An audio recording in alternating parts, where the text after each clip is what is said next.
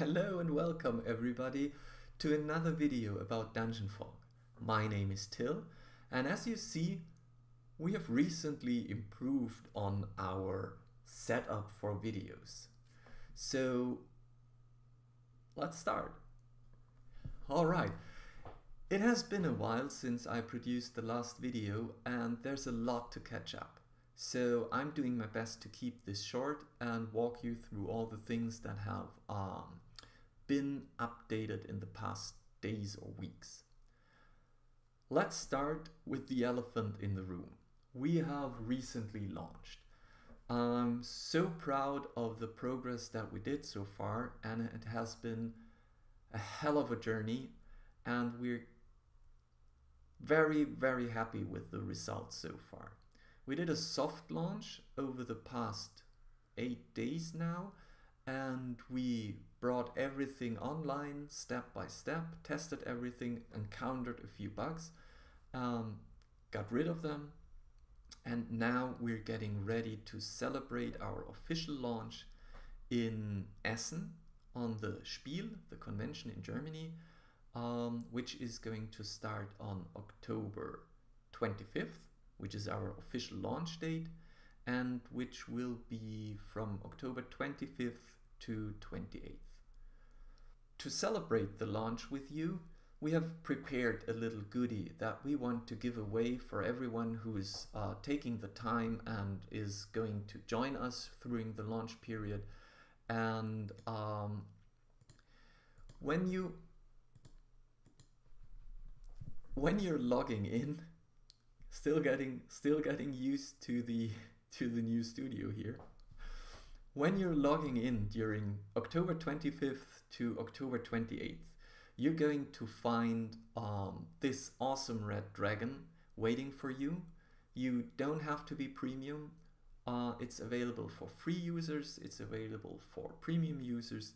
All you have to do is log in, go to your achievements, and click on claim. Let me show you that for a second. If you go to your account and if you go to the achievements page here, you will find this special event here, and everybody who logs in during that period can unlock the red dragon. There's going to be a claim button here, and for those of you who are going to be in Essen and who are going to visit us, we're having prepared a little reward badge for you. So come at our booth, say hello, and enter your name into our list there, so we can unlock that after we return from Essen. Right. We also tried to put as many updates as possible in the past days, and we have a lot of new things that I want to showcase to you in the second part of this video. So just to give you a quick overview what we're going to address, we have a new doors and windows tool. We have an advanced export, which is most likely going to be live as I am recording this video. So once you see this video, it should be live already.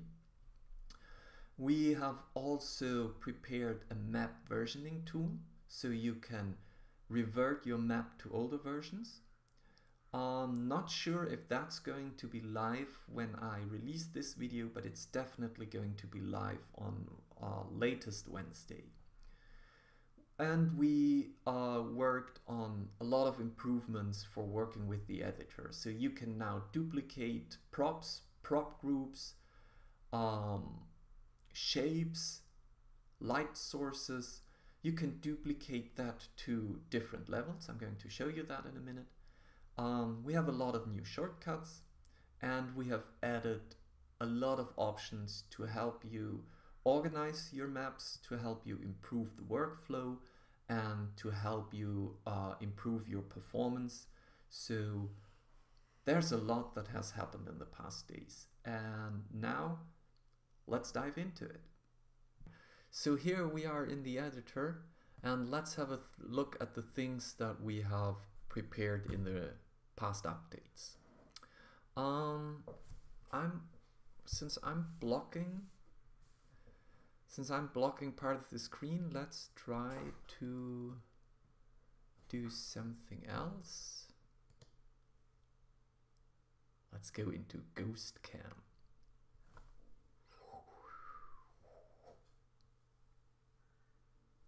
No, no, not a complete ghost yet. Okay, let's start with the doors and windows. To do so, let's change the wall thickness here a bit to showcase this better. When you had adjusted your outer or inner wall thickness, the old doors and windows system was not 100% optimized for that. So we changed that now, and when you select a door and you place it, it gets already cut out of the wall. So you can now work with all the different wall thicknesses here, and you can use this cutout mechanic to just place your doors wherever you like them.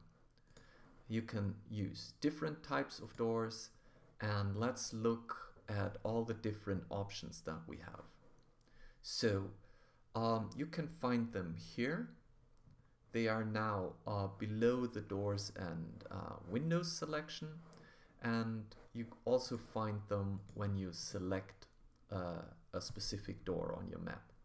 First of all, we finally implemented the option to move your doors, and you can now move them and place them. You cannot place a door on a wall point. So if a wall point would be created, let's do that. Let's split wall. As you see, this would collide with the wall point, so this door is removed. And if I'm trying to move the door onto this specific wall point, it won't snap there. So keep that in mind when you place your doors and windows, that they cannot work together with a specific wall point. So I have selected a door, and if I turn off the option cut out in wall, there you go. Now the door is just not cut from the wall and remains the way it was before this update. By default, we have activated that, and by clicking on a different prop, you can switch your door appearance, and you can now also mirror it in all the different ways. So you can go crazy with your doors now.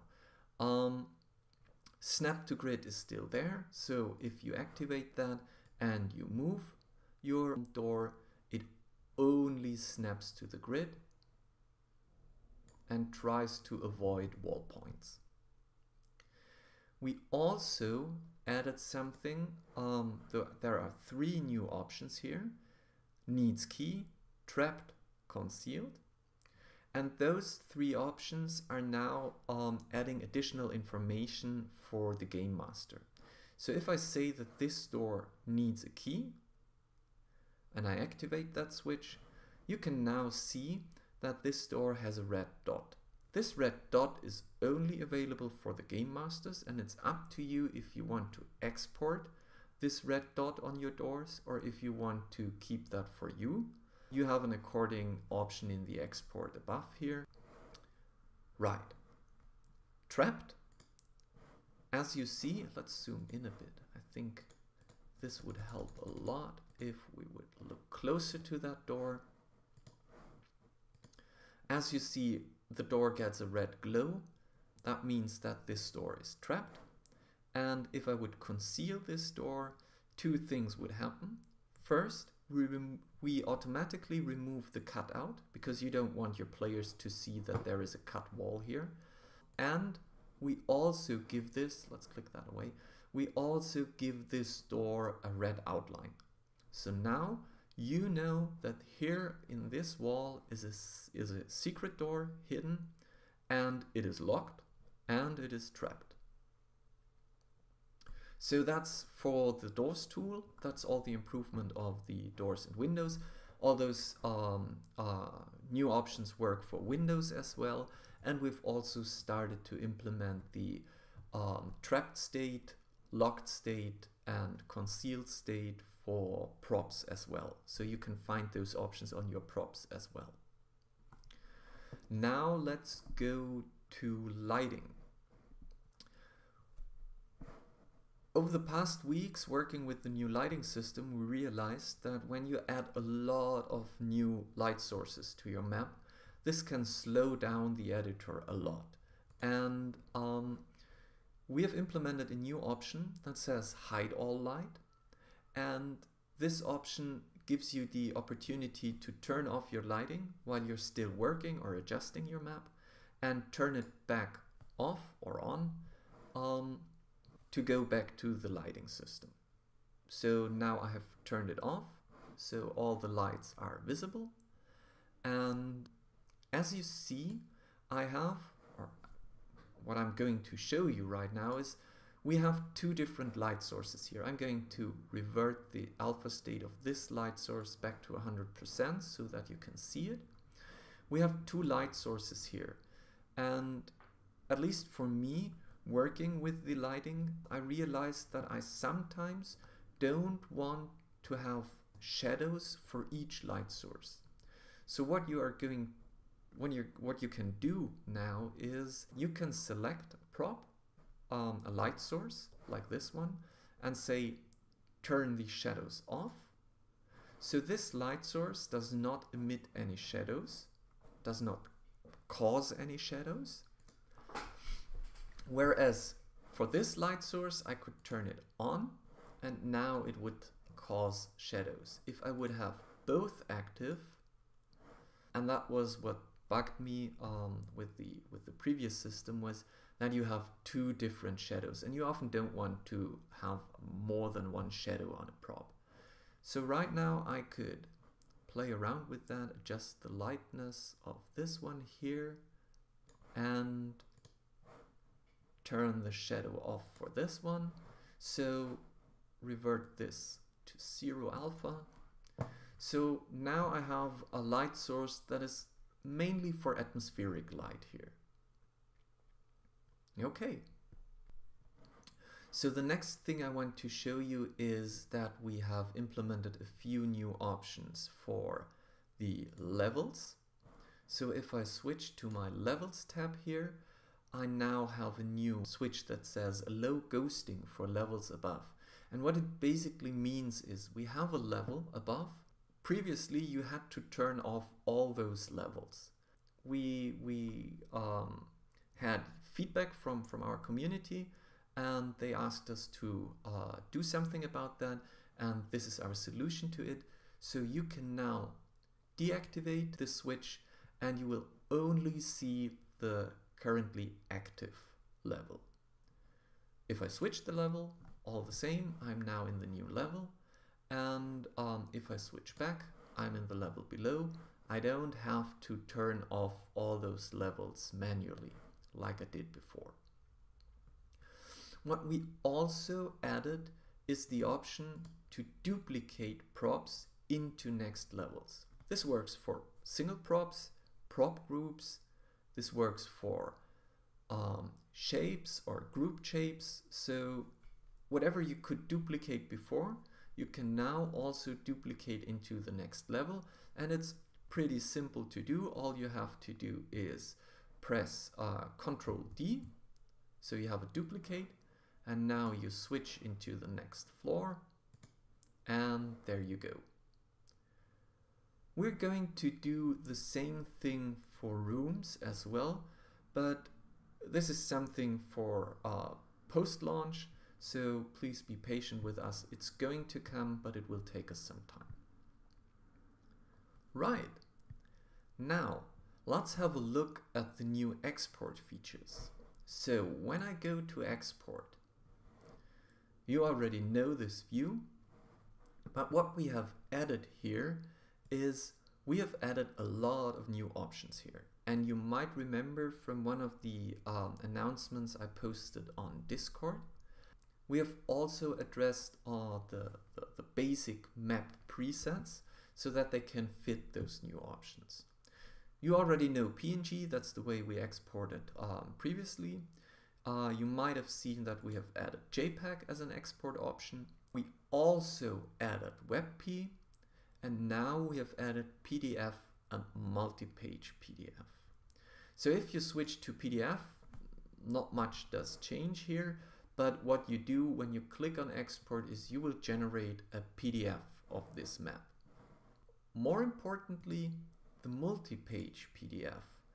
When you switch to that option, you get a lot of new controls here that you can play around with. And that is one of the reasons why we introduced the map presets, because all the map presets are already adjusted to fit those standard options that are set here. So you don't have to go crazy on that. You can do, you're free to do so, but if you just want to have a multi-page PDF and you want to export it that way, just keep it like that. You can switch paper size, so let's go for, let's say, a letter format. You can scale the map so that you see what's happening here. I'm going to scale that up to 300%. And we have switched that, so you need to press apply to apply those changes, because otherwise he would always try to render and render and render everything you're adjusting and playing around, which can be rather performance heavy for your PC.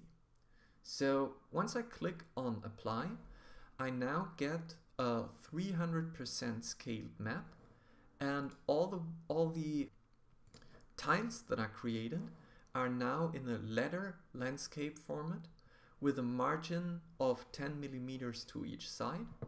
And you could add an overlap if you want to put your maps, print out your maps in a way that the grids overlap. You can align the cuts, like the cut shapes, with the grid. And you can align the center image, like how is each image placed on each page. So I could say it's always placed here. Let's apply that. Or what if I want to have it centered as it was before? It's up to you. You can play around with that, and you can create your multi-page PDFs ready to print and to use for your games. Now, there is another option here I wanted to show you, because if you go to JPEG or PNG, for example, let's apply that again. You can activate tiling, and you can manually create tiles out of your map.